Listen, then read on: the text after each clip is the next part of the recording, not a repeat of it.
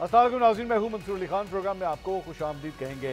नाज़रीन, इमरान खान साहब ने यह फैसला किया कि हुकूमत को मुज़ाकरात का मौका दिया जाए, लेकिन वो मुज़ाकरात कामयाब होते दिखाई नहीं दे रहे। पाकिस्तान तहरीक इंसाफ वाज़े तौर पर कह चुकी है कि अब हम अगले राउंड में नहीं बैठेंगे, जो कि कल टेक्निकली शुरू होना है।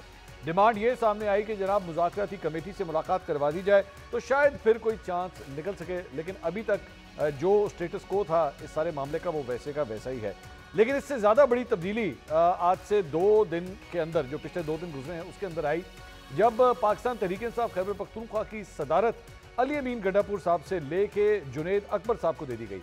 अब आम हालात में ये शायद एक मामूली सी तब्दीली हो, लेकिन ये इसलिए इंपॉर्टेंट है कि पाकिस्तान तहरीक इंसाफ के अंदर जो 2 मुख्तलिफ धड़े कम से कम खैबर पख्तूनख्वा की हद तक हैं, जिसमें एक धड़े में आतिफ खान साहब, जुनेद अकबर साहब और शकील खान, ये सब लोग एक धड़े से ताल्लुक़ रखते हैं और पिछले कई महीनों से इनको बिल्कुल साइडलाइन कर दिया गया था अली अमीन गंडापुर की जानिब से।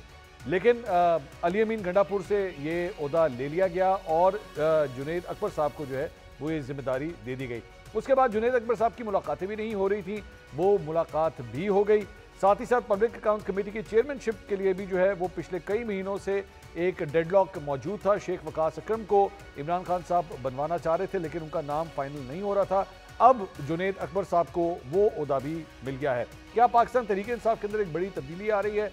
अब ये देखने से तात्पर्य रखेगा। और क्या अगले 24 घंटे में मुज़ाकरात का वो अमल जो तात्तुल का शिकार हो गया था, क्या अब वो एक दफ़ा फिर एक्टिवेट होगा या नहीं होगा, या हम मुज़ाकरात का अब दी एंड एक दफ़ा देख चुके हैं? इस पर तफसील से बात करेंगे। अपने पैनलिस्ट का इंट्रोडक्शन कराऊंगा। मुस्लिम लीग नून के सीनियर रहनुमा बैरिस्टर अकील मलिक साहब आज हमें ज्वाइन कर रहे हैं। पाकिस्तान तहरीक इंसाफ के सीनियर रहनुमा बैरिस्टर उमैर नियाजी साहब आज हमारे साथ मौजूद हैं। सीनियर तज्ज़ियाकार और एंकर पर्सन अतर काज़मी साहब हमारे प्रोग्राम का हिस्सा हैं। तमाम मेहमानों का बहुत बहुत शुक्रिया। मैं सबसे पहले उमैर नियाजी साहब आपसे आगाज़ करना चाहूँगा। सर, इसकी ज़रूरत क्यों महसूस हुई? कप्तान ने ये टीम में तब्दीली आखिर क्यों की है?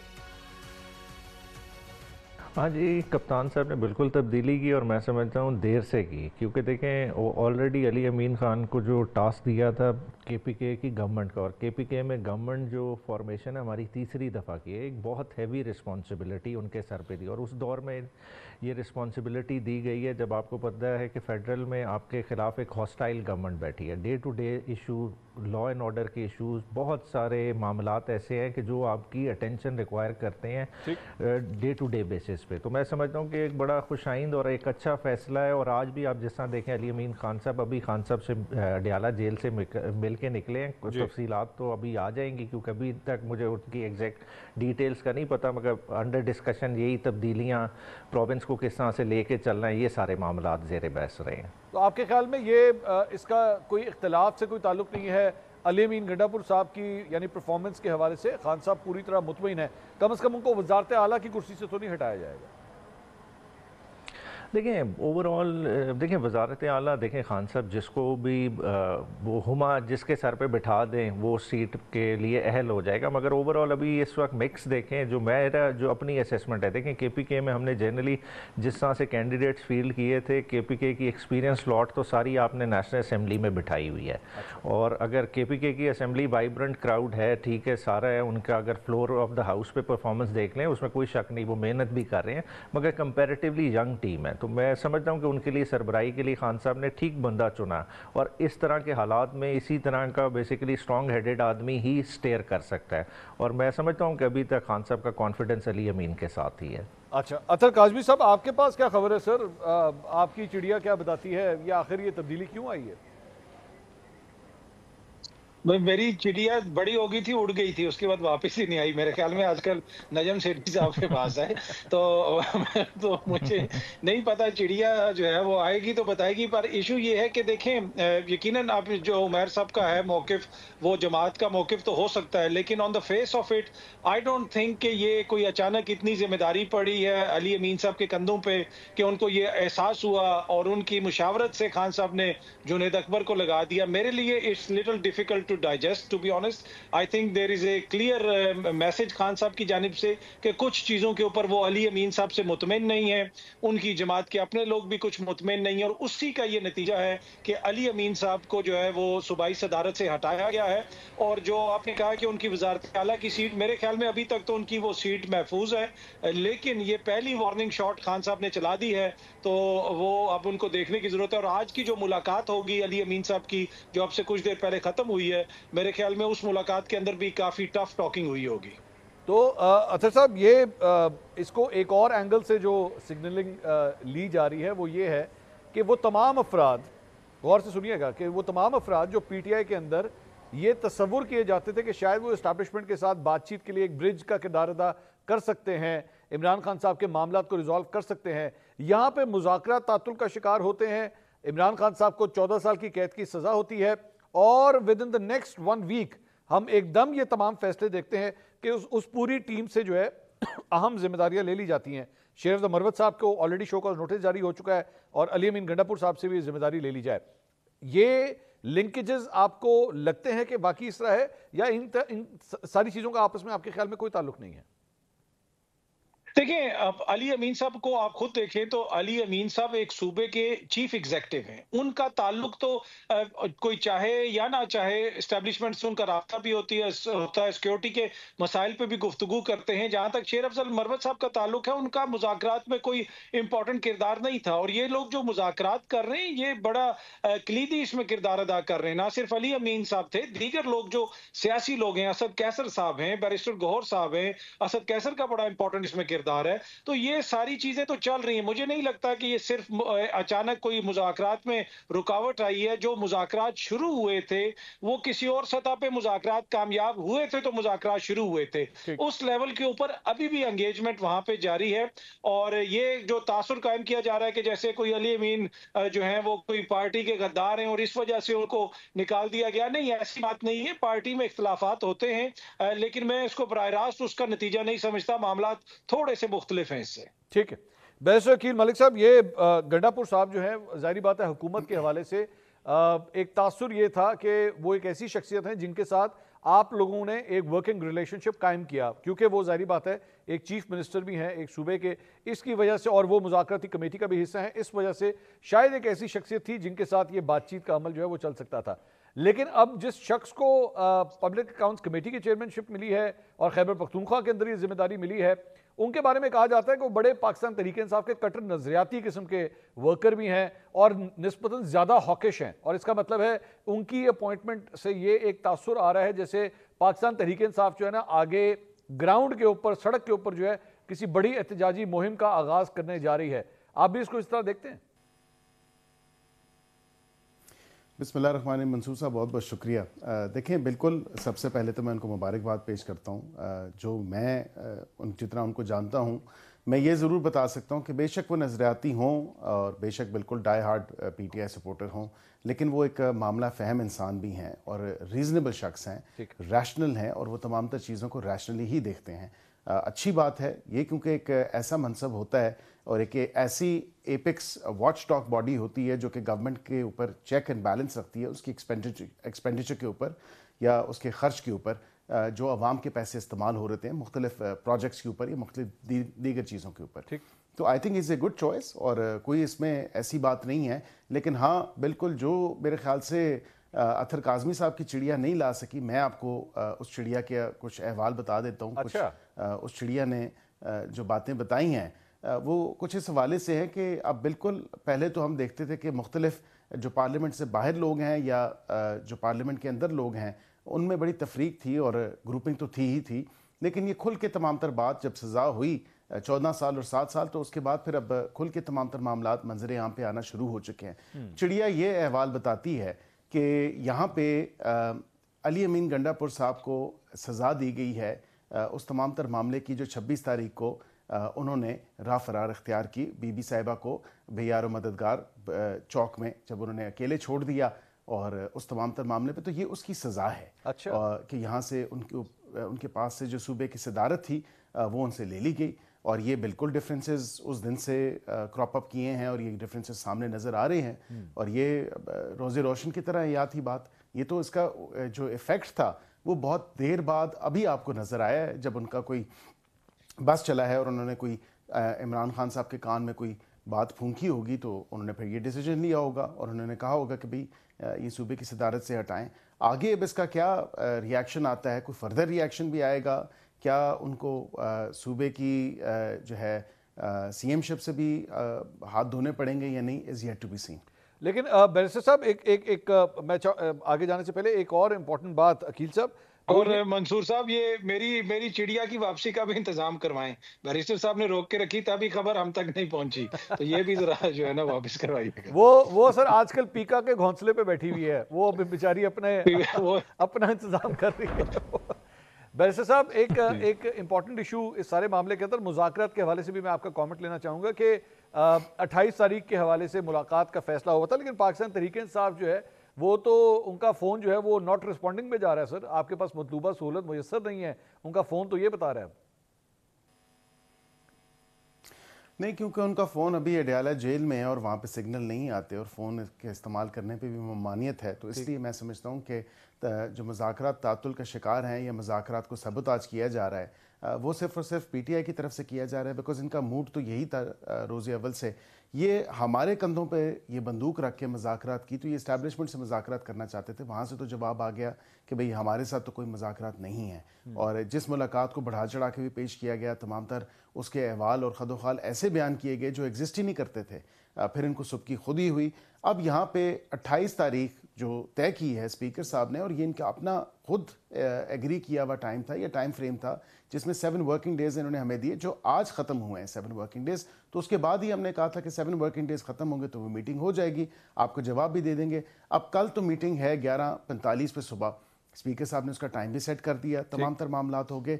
Now whether they choose to come and join that meeting or not is something that's on them. और पूरी कौम और अवाम ये देखेगी कि ये अगर उस मीटिंग में नहीं आते, क्योंकि हम तो जाएंगे, और ये नहीं आएंगे तो फिर मुज़ाकरात के सबूताज का तमाम तर मलबा जो है इन्हीं के कंधों पे गिरेगा। नहीं तो आप लोग कल 11:45 से पहले जुडिशल कमीशन का ऐलान करने लगे? जी, हम मीडिया के थ्रू तो कोई ऐलान नहीं करेंगे, लेकिन मैं समझता हूँ कि वहाँ पे उस मीटिंग में बिल्कुल जाया जाएगा, चौथी नशिस्त में बैठा जाएगा। ये आएंगे तो वहाँ पे तमाम तर मामला आगे बढ़ेगा, जो इनके पॉइंट बाय पॉइंट जो इन्होंने कंसर्न उठाए थे उनका रिस्पॉन्ड भी होगा, उसको रिस्पॉन्ड भी करेंगे, उसका जवाब भी देंगे। लेकिन मीडिया पे मैं एब्सटेन करूँगा कि कोई बात बताई जाए या कही जाए, क्योंकि अब 24 घंटे से तो कम टाइम रह गया है, और बेहतर होगा कि उस मीटिंग में आके जो जवाब है वो सुन लें। और जो मेरे ख्याल से एक मीटिंग के या एक सिटिंग के तकाजे होते हैं या जमहूरी रवैये होते हैं, वो तो यही कहते हैं कि आप बैठे आमने सामने और बातचीत हो, तमाम तर मामला हो, तो वहाँ पे आके सुन ले जो रिस्पॉन्स है गवर्नमेंट का। तो उमैर साहब, ये संदेशा आया सर कल 11:45 के हवाले से, तो जाना है सर कि नहीं जाना? नहीं, हमारे मौक़िफ़ तो आपने वाज़े बता दिया जी। हमारा मौक़िफ़ तो यही है, हमारी तरफ से कोई नहीं जा रहा। उमर अयूब साहब ने भी इस पर एक्सप्रेसली कह दिया, वो आज पेशावर में थे, वहाँ से उन्होंने यही कहा, हमारी तरफ से कोई नहीं जाएगा। मगर देखें, कमीशन ऑफ इंक्वायरीज़ एक्ट 2017 बड़ा क्लियर है, पब्लिक इंपॉर्टेंस की नौइयत पे कमीशन बन सकता है। देखें, हमारी तरफ से प्रपोज टी ओ आज भी चले गए। अगर ये इतना समझते हैं कि पब्लिक इंपॉर्टेंस का मामला है, तो दोनों मामलात पर ये खुद भी कमीशन बना सकते हैं। बुनियादी तौर पर इख्तियार तो फेडरल गवर्नमेंट का ही है ना, फेडरल गवर्नमेंट ने बनाना है। हमारी मौजूदगी से ये क्या चाहते हैं बुनियादी तौर पे देखें, हमने तो तमाम तर मतलब देखें अपने पॉलिटिकल कैपिटल को एट स्टेक डाल के हम इनके साथ फिर भी बैठे। क्यों बैठे? 26 नवंबर के बाद बैठे, जब हालात बहुत ज़्यादा वोलेटाइल थे कि कारकुनों की शहादतों के बाद लोग और तरह का रद्द अमल एक्सपेक्ट कर रहे थे। मगर फिर भी खान साहब ने एक रास्ता बनाया, एक कमेटी कॉन्स्टिट्यूट की और इनको रास्ता दिया कि जी ये भी कुछ हालात को समझें और टेबल पे बैठें, क्योंकि मुल्क में इस वक्त जो दहशतगर्दी की वेव चल रही है, हमारे साथ तो जो हो रहा है, मगर बलूचिस्तान को देखें जो आग लगी हुई, इन सारे मामलों को देखने के लिए एक फोरम प्रोवाइड किया। उमैर भाई, आप ये लेकिन दानिशमंदी होगी कि आप उनकी बात ही ना सुने। वो कह रहे हैं कि मैं मीडिया के ऊपर नहीं बात करना चाह रहा, और जाहिर बात है बहुत से ऐसे पॉलिटिकल मामला तो होते हैं टॉक शोज के अंदर तो डिस्कस नहीं हो सकते, लेकिन उनकी बात तो सुनी जा सकती है ना कमरे में जाके, या नहीं?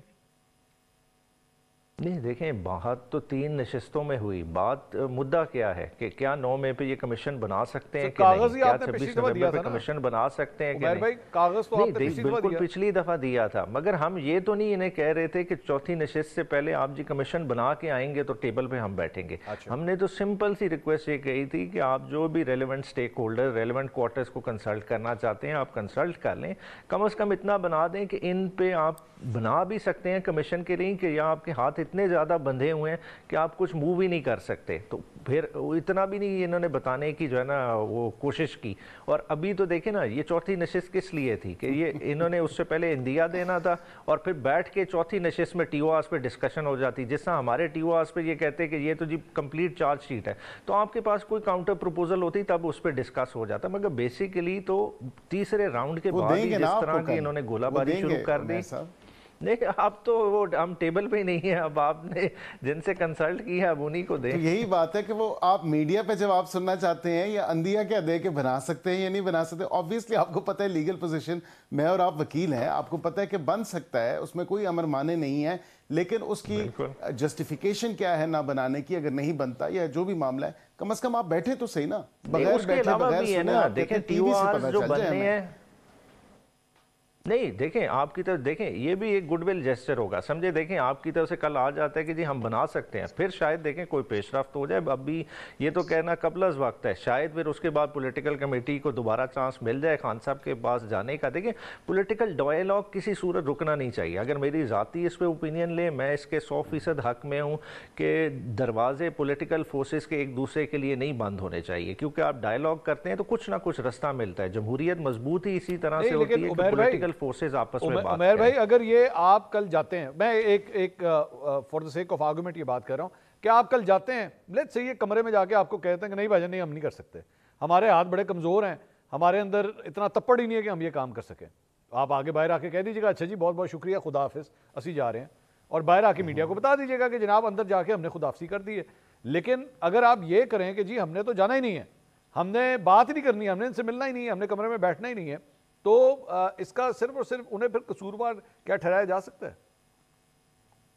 नहीं देखें, अब तो मुज़ाकरात कॉल ऑफ हो चुके हैं। ये आज हम बात कर रहे हैं, ये बात थी 5 दिन पहले की बात। 5 दिन पहले हम ये बात कर रहे होते कि ये चीज़ जी आप कॉल ऑफ ना करें, हमें थोड़ा सा और टाइम दे दें। आप 7 दिन की बात कर रहे थे, हम 7 वर्किंग डेज की बात कर रहे हैं। हमारी फेडरल गवर्नमेंट जो है ना हफ्ता इतवार को छुट्टी पे होती है, उसमें हम कोई कंसल्टेशन नहीं करते, तो फिर तो कोई और बात थी। अब इमरान खान साहब डायरेक्टली इस पर एक पोजीशन ले चुके हैं, तो मैं नहीं समझता कि कमेटी इमरान खान से हट के कोई और पोजीशन लेने की जो है ना कैपेसिटी रखती है। ठीक, अतर काज़मी साहब आपका क्या ख्याल है सर, ये हुकूमत की तरफ से गलती हो रही है? हुकूमत को बेहतर कम्युनिकेट करना चाहिए था ताकि मामला यहाँ तक ना पहुँचते। देखिए, पहली बात तो ये कि जब तहरीक इंसाफ ने मुतालबात दिए थे, उसके बाद राना सनाउल्लाह साहब ने और इरफान सिद्दीकी साहब ने एक प्रेस कॉन्फ्रेंस की थी और उससे कहा था कि ये चार्जशीट है और बड़ी नाराजगी का इजहार किया था। तो मुझे तो लगा कि वही एक ऐसा जेस्चर था जिसमें वाज़े तौर पे बता दिया गया कि मामला आगे नहीं चलाया जा सकता, यहाँ पे मामलात खत्म हो गए हैं।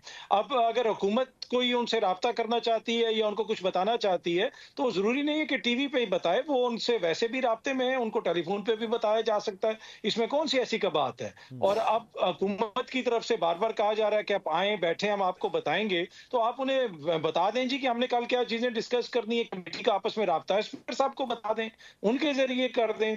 असल में इशू ये है कि जो मुज़ाकरात कहीं और चल रहे थे पाकिस्तान तहरीक इंसाफ के, देखिए वो एंगेजमेंट तो चल रही है और हुकूमत को उसकी भी बड़ी इशू है, उसका बड़ा फिक्र है। बैरिस्टर गौर साहब की भी जो मुलाकात हुई उससे भी हुकूमत इस तरह का शिकार है। अभी मेरे भाई बैरिस्टर अकील साहब ने फरमाया कि वो सिक्योरिटी मसाइल के ऊपर बैरिस्टर गौर साहब से बातचीत हुई थी। यकीनन आपको भी पता है, मुझे भी पता है, पूरी कौम को पता है कि लीडिंग सिक्योरिटी एक्सपर्ट हैं बैरिस्टर गौर साहब पूरी दुनिया में।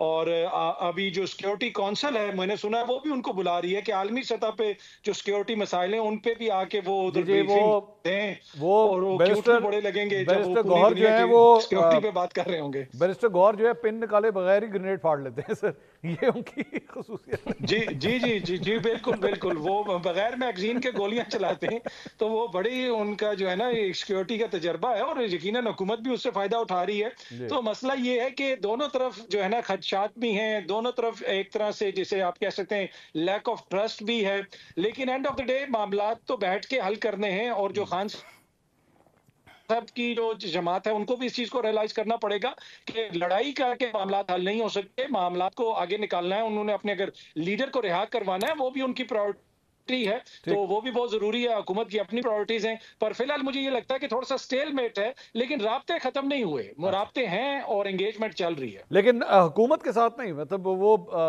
दूसरी साइड पे आप ये कह रहे हैं वहां पे राब्ते चल रहे हैं। वो देखिए, वो भी तो हुकूमत ही है ना जी, हुकूमत का पार्ट ही है ना। अगर कहीं और भी राब्ते चल रहे हैं तो हुकूमत के की मर्जी के बगैर तो नहीं चल रहे होंगे ना। आपको पता है एक बाख्तियार हुकूमत है, एक इतनी बड़ी कोलेशन हुकूमत है, तो उनकी मर्जी से ही हो रहा होगा जो भी हो रहा है। बैरिस्टर अकील साहब, लग रहा है कि बहुत ज्यादा फ्रंट्स आप लोग सर खोलना शुरू हो गए हैं। पाकिस्तान तहरीक इंसाफ आपसे नाराज, जर्नलिस्ट भी आपसे नाराज। आज तो जर्नलिस्ट ने भी वॉकआउट कर दिया सर पीका के इस कानून के खिलाफ। तो बहुत ज्यादा फ्रंट्स नहीं आपने खोली है, वहां पे जजेस भी कुछ आपसे नाराज हैं। अथर मिनुल्लाह साहब ने बड़े स्ट्रॉन्ग रिमार्क्स दिए आज आपकी हुकूमत के खिलाफ कि जनाब आइन और कानून के मुताबिक ये हुकूमत नहीं चल रही। तो मुश्किलात में घिरती जा रही है लग रहा है हुकूमत। नहीं, बिल्कुल भी नहीं मंसूर साहब। देखें, इत्तेहादी जो हैं वो हुकूमत के साथ हैं। इत्तेहादियों में अगर एक पीपल्स पार्टी की अगर थोड़ी बहुत रिजर्वेशन है तो हम काय बगाए उनकी वो रिजर्वेशन दूर भी करते रहते हैं, और उसमें कोई ऐसी बात नहीं है।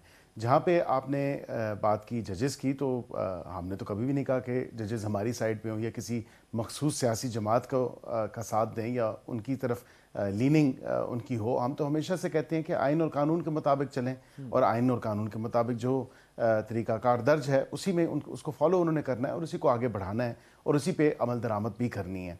Of course in accordance with law, in accordance with the constitution, उन्हीं प्रोविजंस में रहते हुए, उन्हीं उसी दायरा कार में रहते हुए उन्होंने काम भी करना है।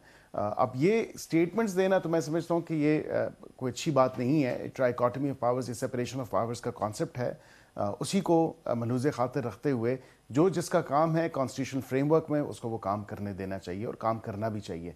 अब आखिरी जो बात आपने पीका की बिल्कुल मैं आपसे कुछ हद तक एग्री करता हूँ कि बिल्कुल कंसल्टेशन का इस प्रोसेस को आगे और ज़्यादा वसी करना चाहिए था, ब्रॉड बेस्ड कंसेंसस इस पर डेवलप होना चाहिए था। लेकिन नीड ऑफ द आवर अभी ये है कि यहाँ पे fake news, miss information, disinformation, जिस तरह उसके अंदर एक बहुत ज़्यादा सर्ज आई है, बहुत ज़्यादा तेज़ी आई है in the recent past couple of months, और ये अभी से पीका कानून नहीं है। ये आपको याद होगा कि मरियम औरंगज़ेब साहिबा जब वज़ीर इत्तलात थी तो तब उन्होंने कंसल्टेशन की थी, और उसके बाद फिर इसमें जो वहाँ पे जो इनपुट आई थी सहाफ़ी बरादरी से वो इनकलकेट भी की टू अ ग्रेट एक्सटेंट, और इसमें नोक पलक इसकी दुरुस्त भी की गई, और सज़ाओं के हवाले से भी या इवन अदरवाइज जो है तमाम तर मामला उसमें भी इसको बेर मिनिमम की तरफ लेके कि कम से कम कुछ ना कुछ तो आप उसके ऊपर डिटरेंट मेजर रखें ज़रूर। और फेक न्यूज़ और जो मिस इन्फॉर्मेशन और डिसइन्फॉर्मेशन ये पहली दफ़ा हुआ है। आप देखें कि AI जनरेटेड जो इमेजेस हैं, जो वीडियोस हैं, और मैं अक्रॉस द बोर्ड बात करता हूँ, मैं सिर्फ अपनी सियासी जमात के बारे में बात नहीं कर रहा, मैं PTI वालों की भी बात भी कर रहा हूँ, मैं पीपल्स पार्टी वालों की बात भी कर रहा हूँ, मैं सहाफ़ियों की भी बात कर रहा हूँ। सहाफ़ियों की अगर बात कर लें तो आपकी अपनी बरादरी में मोना आलम साहिबा, आप ही किसी चैनल से उनकी किस तरह की वीडियो, झूठी वीडियो उनके साथ मंसूब की गई। उसी तरह आप देखें हसन यूब साहब हैं, इसी तरह आप देखें तलत साहब हैं, उनकी इंफॉर्मेशन किस तरह जो है मंजर यहाँ पे फैलाई गई और उनको किस तरह की थ्रेट्स दी गई सोशल मीडिया प्लेटफॉर्म्स पे। तो कम से कम कहीं ना कहीं तो आप इसको रेगुलेट करना है आपने। ये तो नहीं हो सकता कि आप बिल्कुल इसको साइड पे कर दें, इसको टच ना करें या इसको एड्रेस ना करें। This is in actual menace. ये प्रॉब्लम आई है, आपकी, मेरी, हम सब की इज़्ज़तें, माशरे में जो आम शहरी हैं पाकिस्तानी, उनकी इज़्ज़तों को सरे राह या सरे बाज़ार जो है वो रोन दिया जाता है। उसको मतलब जो जिसके मुंह में आता है वो बात वो कर देता है, जो जिससे आता है वो उस तरह की तस्वीर बना के, वीडियो बना के, चीज़ लिख के, अपने कमेंट्स लिख के मंसूब कर देता है। मेरे लिए सबसे आज अलार्मिंग बात ये थी कि मैं एक और शो में था और वहाँ पे बड़ी जय्यद सहाफ़ी हैं, और मेरे लिए अलार्मिंग बात ये थी कि मैंने कहा मैं बसीयत वकील या बैरिस्टर उमैर नियाजी साहब बसीयत वकील, हम पंजाब बार काउंसिल के भी मेंबर होते हैं, हम पाकिस्तान बार काउंसिल के भी मेंबर हैं, हम सुप्रीम कोर्ट बार एसोसिएशन के भी मेंबर हैं, हम हाई कोर्ट बार एसोसिएशन और लोकल बार एसोसिएशन के मेंबर हैं।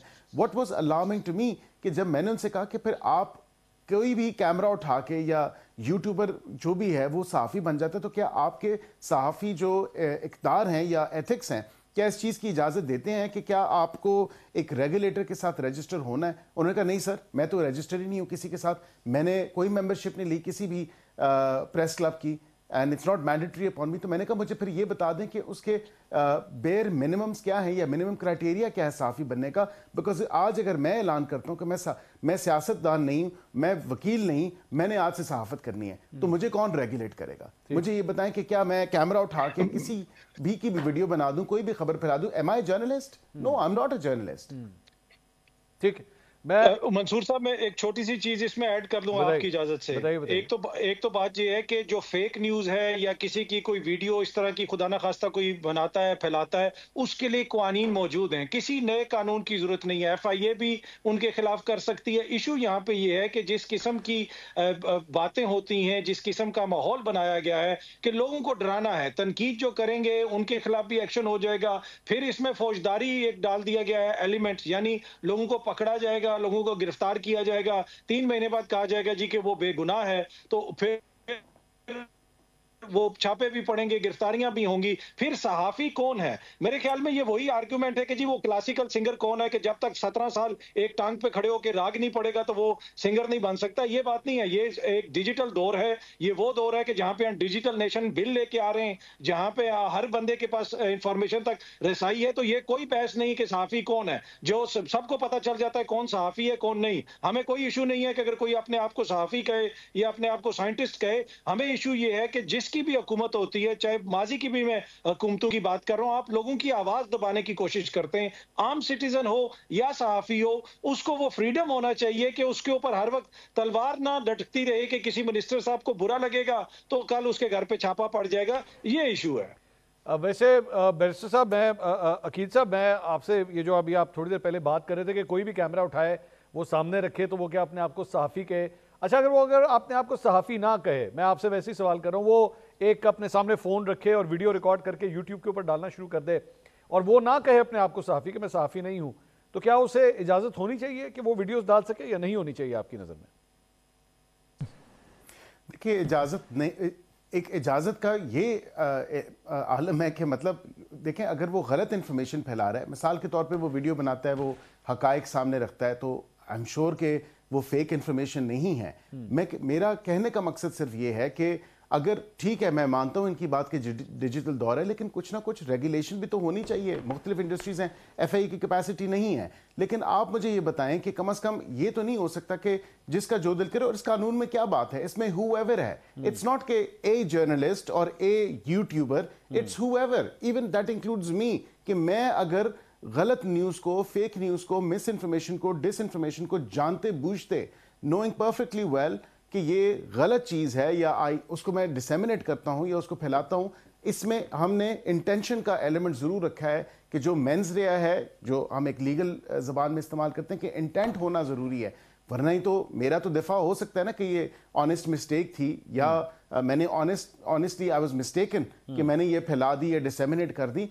कहने का मकसद ये नहीं है। मेरा सवाल फिर भी यही है कि मेरे लिए आज ये बड़ी अलार्मिंग बात है कि क्या सहाफ़ी कहीं भी रजिस्टर्ड नहीं होता, क्या सहाफ़ियों को कोई भी रेगुलेट नहीं करता, क्योंकि बसीयत वकील कम से कम हमारी, मेरी और न्याजी साहब की तो जो है रेगुलेशन होती है, हम तो जवाबदेह होते हैं अपनी रेगुलेटरी बॉडी को। तो क्या सहाफ़ियों की कोई रेगुलेटरी बॉडी है? कोई mis information, disinformation, fake news, इस तरह की कोई चीज़ अगर फैलाई जाए तो I would also want to learn.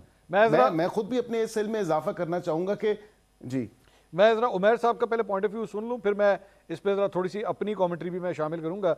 Umair साहब, आपकी क्या राय है? सर, जाहिर बात है, मेरे ख्याल में ज़्यादा बड़ा एतराज़ अकील साहब को जो होगा वो पाकिस्तान तहरीक इंसाफ के ऊपर होगा या उनसे जुड़े यूट्यूबर्स के ऊपर होगा कि वो जनाब इस किस्म की वीडियोज़ बनाते हैं। क्या कानून होना चाहिए, रेगुलेशन क्या होनी चाहिए? आप खुद एक कानूनदान हैं। देखिए, रेगुलेशन तो हर जगह ही होती है, मगर बात है कि जिस तरह थर्ड वर्ल्ड कंट्रीज़ हैं, हम ओवर रेगुलेटेड हैं। बुनियादी तौर पे देखें, आर्टिकल 19 आपका आइन का बड़ा वाज़ेह है कि हर शहरी को वो फ्रीडम ऑफ एक्सप्रेशन का हक देता है। क्या मेरा ये हक नहीं है कि मैं कोई ओपिनियन होल्ड करूं, चाहे वो आपको पसंद आए ना आए, आपके ख़िलाफ़ है ओपिनियन, मगर इसका ये मतलब तो नहीं है कि आप मेरे से वो मेरा आइनी हक ले लें खाली एक वो सोशल मीडिया को रेगुलेट करने की बुनियाद पर। आप एक डर की फ़िज़ा क्रिएट कर दें कि आप कोई पोस्ट जी रीट्वीट हो गई है जी फलां ने ये बात की है तो आप भी उसके एम्बिट में आगे आपको घर से उठा लेंगे। देखिए हर चीज़ का जवाब होता है। किसी ने आपको लफ्ज़ों से नुकसान पहुंचाया ना, उसकी बात गलत है, उसने आपकी रेपुटेशन को हार्म किया है, ठीक है, आप अदालत में जाके उसको प्रूव कर सकते हैं, उसकी डैमेजेस रेमेडी है। मतलब किसी को गिरफ्तार कर लेना, किसी को गायब कर देना, हम किस तरफ मतलब अपने माशरे को लेके जा रहे हैं। ऑलरेडी हमारे प्रॉब्लम्स कुछ और। उमैर साहब, मैं अगर ये आपसे पूछूं कि मैं एक केस आपके सामने रख लेता हूं, वो ये है कि मरियम नवाज साहबा की अभी पिछले दिनों जो मुत्तहिदा अरब अमारात के सदर से एक मुलाकात हुई, उसके बाद उनकी AI जनरेटेड वीडियो जो है वो सोशल मीडिया पे फैली, जिसमें मैं उसकी ज़्यादा डिटेल्स में नहीं जाऊंगा। I think you know what I am trying to say. अगर उसको कोई शेयर करे अपने यूट्यूब के जरिए या फेसबुक के जरिए या ट्विटर के जरिए, उसके खिलाफ क्या एक्शन होना चाहिए आपकी नज़र में? वो बिल्कुल आप ठीक कह रहे हैं। देखें वो फ्रीडम ऑफ एक्सप्रेशन में नहीं आता, ठीक है, वो आप एक क्रिमिनल नहीं, डेफेमेशन में भी नहीं आएगा, वो आप क्रिमिनल कॉन्डक्ट, आप अगले की जो है ना कैरेक्टर असैसिनेशन कर रहे हैं, that is a criminal conduct, उसकी सजा है। मगर एक चीज़ है, उसी बारे में मैं उस मीटिंग की एक और ओपिनियन रखता हूँ कि समझे, मैं कहता हूँ कि जी मुसाफा करना गलत था, कि नहीं करना चाहिए था, वो मेरी एक ओपिनियन है, उस पे आप मुझे नहीं पेनलाइज कर सकते। मतलब ये एक दो डिफरेंट चीजें, हम एक एक्सट्रीम पोजीशन ले लेते हैं। अब उस वीडियो की बुनियाद पे आप नीचे तक आप कह रहे हैं नहीं आपने हमारे लीडर के बारे में बात क्यों की, ठीक है, इस तरह करके हम करेंगे तो देखें ये फिर ज्यादती है, फिर हम आईने पाकिस्तान को एक साइड पे कर रहे हैं। उमैर साहब, इसमें कम से कम कॉमन ग्राउंड ये है कि आप एक्सेप्ट करते हैं कि अगर कोई ऐसा शख्स सोशल मीडिया पे उस वीडियो को शेयर करे तो फिर उसे वो क्रिमिनल ऑफेंस में आता है, यू एक्सेप्ट दैट थिंग? बिल्कुल। अच्छा, आएगा। सवाल नंबर 2, 26 नवंबर के हवाले से अगर कोई ये कहे कि जनाब 100 लोगों को कत्ल कर दिया गया है, ये फेक न्यूज में आएगा या नहीं? अच्छा, अब 100 लोगों को, अब फिगर डिबेटेबल है। देखिए फिगर कहीं एस्टैब्लिश हुआ, 13 का डेटा है, ठीक है, 13 को ये 13 भी नहीं मानते, ठीक है, अब भी वीडियोस तक का लॉग ये प्रोवाइड करने को जो है इनकारी हैं, हालांकि सेफ सिटी के कैमरास मौजूद हैं, इवन आपके पिम्स के कैमरा की फुटेजेस किधर हैं। देखिए चीज़ों को ओपन अप तो किया जा सकता है। एक पॉइंट डिबेटेबल है कि नहीं, क्या आपने उस दिन सहाफ़ियों को उठाया कि नहीं? मतीउल्लाह जान की एग्जाम्पल आपके सामने है, ठीक है, फिगर पे डिस्प्यूट हो सकता है। सर मगर अब एज ए जर्नलिस्ट मैं आपको बता दूं कि जाहिर बात है, एज ए जर्नलिस्ट हमें ये ट्रेनिंग दी जाती है कि जब भी कोई इंसिडेंट होता है, मैं इसकी एक और एग्जांपल आपके साथ शेयर कर लेता हूं, क्योंकि जब पाकिस्तान में दहशतगर्दी की लहर चल रही थी और बम धमाके होते थे और हम लोग जब रिपोर्टिंग करते थे तो हमें खास तौर पे अपने डेस्क की जानिब से कहा जाता था कि बराए मेहरबानी जितने लोग हलाक हुए हैं तादाद के हवाले से ध्यान रखिएगा, ओवर एक्साइटेड होके या ज्यादा उस टेंशन वो आके ये मत कह दीजिएगा जनाब 30 अफराद जाँ बहक, 35 अफराद जाँ बहक, जितने हुए हैं तादाद वही बताइएगा, चाहे जो मर्जी हुआ हो। उस दिन 26 तारीख को जो मर्जी हुआ हो तो उसको सेंसिटिव कंटेंट करके डिजिटल मीडिया पे लगाएं, तो उसको मॉर्फ भी करें। मुझे सिर्फ ये बताइए कि अगर आपका कोई रहनुमा ट्विटर के ऊपर जाके ये ट्वीट्स करे कि जनाब 100 अफराद जो हैं जाँ बहक हो गए हैं, ये फेक न्यूज के जुमरे में आता है या नहीं आता? क्योंकि इससे बहुत पैनिक फैलनी है, इससे पूरे पाकिस्तान के अंदर आग लगने का खदशा है, रिएक्शन आने का खदशा है। क्या ये फेक न्यूज के जुमरे में आएगा या नहीं? देखें किसी चीज़ को भी ओवर सेंसिटाइज नहीं करना चाहिए, ज़ाहिरी बात है रिएक्शन आता है, मगर देखें पाकिस्तान में हम जिस माशरे में रह रहे हैं यहाँ सही खबरें ही नोट नहीं हो रही। देखें बलोचिस्तान कल खुजदार में वाक़या हुआ है, कहीं किसी ने रिपोर्ट किया है, ठीक है, सुसाइड अटैक हुआ है एक प्राइवेट बस पे, ठीक है, जिसमें से जो है ना जिसमें आर्मी पर्सनल भी घर वापस जा रहे थे। देखिए हमारे यहाँ तो चीज़ें रिपोर्ट ही नहीं होती, अब हर चीज़ को हम उस तरह से water tight. Sir not reporting, censorship, ये बिल्कुल डिफरेंट डिबेट्स हैं। मैं आपकी इस बात से एग्री करता हूं कि नहीं होनी चाहिए, लेकिन मिस रिपोर्टिंग या डिसइंफॉर्मेशन, क्या उस पर सजा यहां पे बनती है या नहीं बनती? मेरा सिर्फ ये सवाल है। वो आप एक डिफरेंट डिबेट कर रहे हैं, वो और चीज है वो। ठीक है, बिल्कुल ठीक है, आप चलें सेंसरशिप के जुमरे से निकालें, मगर इधर क्या सेंसरशिप नहीं हुई? मैं यही तो आपको पॉइंट प्रूव कर रहा हूं कि एक मतीउल्लाह जान ने आपके सामने पिम्स के रिकॉर्ड का लॉग, पिम्स या पॉलीक्लिनिक में किसी का लॉग का हवाला दिया, ठीक है, क्या वहां bullet injury ridden bodies I कि नहीं आई? उसको क्यों हम चीज को छुपाना चाह रहे हैं? देखिए मतीउल्लाह जान ने भी सर 100 हलाकतों के बारे में कहीं बात नहीं की, नहीं कहा, ठीक है, मगर फिगर एक मौजूद तो है ना। देखिए फिगर एक मौजूद है तो उसको प्रोब होना चाहिए। देखिए एक बंदे की भी जान जाना जो है ना, मेरे समझता हूँ कि कैपिटल में गलत है, मतलब काबिल मुजम्मत है, चाहे वो 10 हैं, 15 हैं, 20 हैं, एटलीस्ट इस पे कमीशन बनेगा तो चीजें प्रोब होंगी। बात है कि कोई इतने कॉन्फिडेंस से कहे कि जी 100 हो गई है, तो मेरे ख्याल से कम उससे पूछना चाहिए कि भाई तुमने ये फिगर डिराइव कहाँ से कर ली, तुम्हारी सोर्स ऑफ इंफॉर्मेशन क्या है? उस दिन अल जजीरा ने रिपोर्ट किया, BBC ने किया, वो तो इस बात को नहीं एंडोर्स कर रहे, तो आपके पास ऐसी क्या इंफॉर्मेशन है? क्या आपके पास अगर खोसा साहब 278 कहें तो उसे मैं फेक न्यूज़ कंसिडर करूं या ना करूं? देखें, खोसा साहब से भी पूछने वाली बात है कि उसके बैक एंड पे देखें, उस दिन लोग वीडियोस बना रहे थे, क्या उनके पास कोई ऐसा डाटा आया है? वो इस केस को खुद हैंडल कर रहे हैं। प्राइवेट कंप्लेंट उन्होंने फाइल की है इस वक्त तहरीक इंसाफ की तरफ से बैरिस्टर गौहर के बिहाफ पे। क्या इस तरह का डाटा उन्हें दिया गया है जिसकी बेसिस पे उन्होंने स्टेटमेंट दी है, या उन्होंने खुद से स्टेटमेंट दे के सनसनी कॉज करने की कोशिश की है? उमैर साहब, यहाँ पे मुझे एक ब्रेक लेनी है। नाज़रीन, will take a break and will be right back after a short break. Please stay with us. नाज़रीन, welcome back after the break. Athar साहब, मैं आपसे सवाल करना चाहूँगा, मैं क्योंकि फेक न्यूज़ के हवाले से बात हो रही है, ये मैंने रिसेंटली एक यूट्यूब के ऊपर मैंने एक थंबनेल देखा और उस थंबनेल के ऊपर जो है वो लिखा हुआ था कि जनाब अमेरिका ने पाकिस्तान की फंडिंग रोक दी। अब टेक्निकली स्पीकिंग असल जो खबर है वो ये है कि डोनाल्ड ट्रंप ने आते साथ ही जो है वो पूरी दुनिया के अंदर मुख्तलिफ जो ममालिक थे उनकी फंडिंग जो है, जो उनके एड प्रोग्राम चल रहे थे, उसमें बंद कर दिया उन्होंने। टेम्प्रेरी उन्होंने बंद किया है, सिवाय इजिप्ट के और इसराइल के। बाकी तमाम मुल्कों की जो है बंद कर दी। लेकिन एक ये जो थंबनेल था, इसमें खास तौर पे लिखा गया कि डोनाल्ड ट्रंप ने पाकिस्तान की फंडिंग रोक दी है, नई अमेरिकी हुकूमत ने जो है पाकिस्तान के पैसे बंद कर दिए हैं। अतर साहब, आपकी नज़र में क्या ये फेक न्यूज़ के जुमरे में आता है या नहीं आता? नहीं, देखिए, अगर फंडिंग रुक गई है तो फिर तो ये फेक न्यूज के जुमरे में नहीं आता। हाँ, गैर जिम्मेदारी का मुजाहरा आप कह सकते हैं, इसके ऊपर आप तनकीद जरूर कर सकते हैं। थंबनेल्स में बहुत सारी चीजें होती हैं, लेकिन ये असल इशू नहीं है। असल इशू ये है कि जो फेक न्यूज फैलाई जाती है हुकूमत के लेवल पे। मैं आपके सामने मिसाल बैठा हूं, मैं जब बीबीसी में था, मेरे खिलाफ पाकिस्तान की सरकारी न्यूज एजेंसी ने खबर लगाई, एपीपी ने, जो अभी भी उनकी वेबसाइट पे लगी हुई है, कि मुझे बीबीसी ने मुअत्तल कर दिया और मेरे खिलाफ इंक्वायरी शुरू हो गई है। जब मैंने मियां साहब के फ्लैट्स की स्टोरी की और फिर बीबीसी ने उसके ऊपर आगे से वजाहत की कि नहीं जनाब, हमने ना उनको मुअत्तल किया है, ना उनके खिलाफ कोई इंक्वायरी चल रही है। तो यहाँ पे जो अगर फेक न्यूज को आप ओरिजिनेट करता कौन करता है, अगर आप देखें जिस किस्म के बयानिए बनाए जाते हैं, जिस किस्म की बात की जाती है, आप पीछे चले जाएं, चोरी, जनाब भैंस चोरी, बकरी चोरी, पूरी हमारी 75 साल तारीख में आपको नजर आएगा कि हर हुकूमत फेक न्यूज के ऊपर जो है वो खड़ी हुई है। तो ये इशू नहीं है कि फेक न्यूज कौन कर रहा है, कितनी कर रहा है। इशू ये है कि किस तरीके से हमने मामलात को इस नहज के ऊपर पहुंचा दिया और अचानक हम कह रहे हैं कि आउट ऑफ द ब्लू हमने देखा और हमें सोशल मीडिया पे एक थंबनेल नजर आया और वहां से प्रॉब्लम शुरू होगी। नहीं, वहां से प्रॉब्लम शुरू नहीं हुई, ये बीज हमने खुद बोए हैं, मेन स्ट्रीम मीडिया पे बोए हैं। मेन स्ट्रीम मीडिया पे हम रोज रात को 9 बजे जरदारी साहब की हुकूमत, मियां साहब का खूनी एहतसाब, इमरान खान को फारिग करा के उठते थे। तो अब अचानक जब सोशल मीडिया सामने आ गया है तो हमें वो सारी बुराइयां सोशल मीडिया में नजर आती हैं। नहीं, इशू ये हुआ है कि वो टू वे कम्युनिकेशन। अतर साहब, आपकी क्या राय है, इस मामले को किस तरह हैंडल करना चाहिए? आप क्या सजेस्ट करेंगे? देखिए, मेरे ख्याल में बहुत ज्यादा यहाँ पे लॉज मौजूद हैं।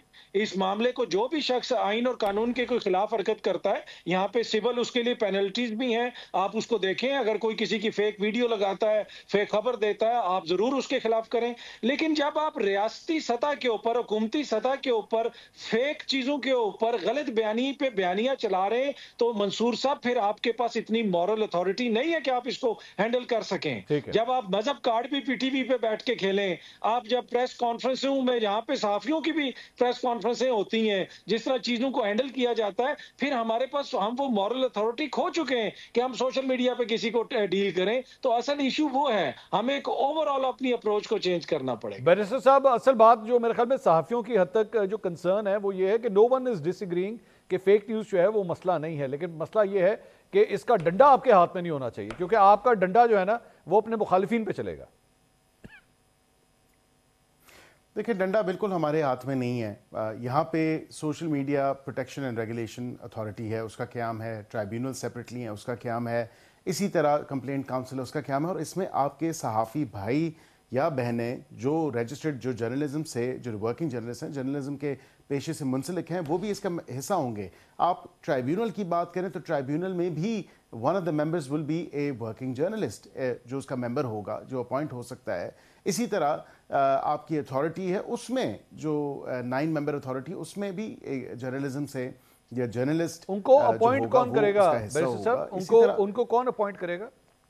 देखिए, उनको आई एम श्योर कि हमने गवर्नमेंट नहीं करना है, लेकिन एट द सेम टाइम ये कोई इस तरह की बात तो नहीं है। वो 2-3 साल के लिए जो भी उनका टेन्योर है वही करेंगे जो पीटीवी में अपॉइंट करते हैं। इसका ये मकसद नहीं, नॉट एट ऑल। मैं ये तो नहीं कह सकते ना कि वो आपके सहाफ़ी भाई आप ही के खिलाफ हो जाएंगे या आपके खिलाफ इस्तेमाल होंगे।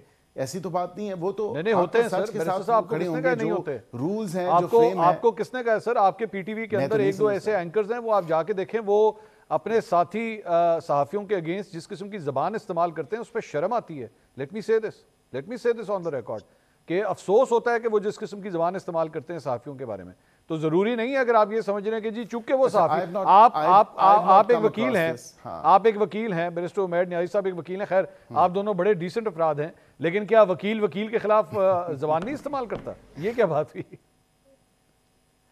हो जाते हैं, लेकिन वो फिर बाद में सुलह भी तो हो जाती है उनकी, कोई ऐसे मामला भी तो नहीं है। लेकिन बरादरी तो एक ही है ना जी। हाँ नहीं, लेकिन सर ये मैकेनिज्म के हवाले से तो वाकई एतराज है। अब मैं आपकी इस बात से एग्री कर रहा हूं कि यस, फेक न्यूज एक बहुत बड़ा मसला है, वो हमारे क्या पूरी दुनिया के अंदर है, लेकिन इसका मैकेनिज्म जो है उसके ऊपर नजरसानी। और दूसरी बात ये कि आपने जर्नलिस्ट से कंसल्ट ही नहीं किया। फेडरल हुकूमत अगर नहीं लगाए तो फिर कौन लगाए? वो क्या सुप्रीम कोर्ट के जजेस लगाएं या हाई कोर्ट के जजेस उनको लगाएं? कौन लगाए? आप ही लगाएं, मुझे बताएं ना, मैकेनिज्म इसके अलावा कौन है? सर अब तो जजेस भी, बैरिस्टर साहब, जजेस भी अब आप ही लगा रहे हैं माशाल्लाह, जो है वो कोई इशू तो नहीं है उसमें। नहीं, कोई ऐसी बात नहीं है। वो ऑब्वियसली जेसीपी में जो है, हमने हमारा जो लॉस्ट इनपुट थी, जो मीनिंगफुल इनपुट थी, हमने उसको दोबारा रीगेन किया अपने उस मीनिंगफुल इनपुट के ग्राउंड को। और बिल्कुल हमने हमारी जो राय है, दुनिया पूरी में इसी तरह होता है, अमेरिका में भी इसी तरह होता है, बाकी जगहों पे भी इसी तरह ही होता है, इनपुट आती है पब्लिक रिप्रेजेंटेटिव से। बैरिस्टर अकील मलिक साहब, बैरिस्टर उमैर नियाज़ी साहब और अतर काज़मी साहब, प्रोग्राम में शिरकत का बहुत बहुत शुक्रिया। नाज़रीन, प्रोग्राम से अब तक के लिए इतना ही। इंशाल्लाह कल आपसे दोबारा मुलाकात होगी। अल्लाह हाफ़िज़।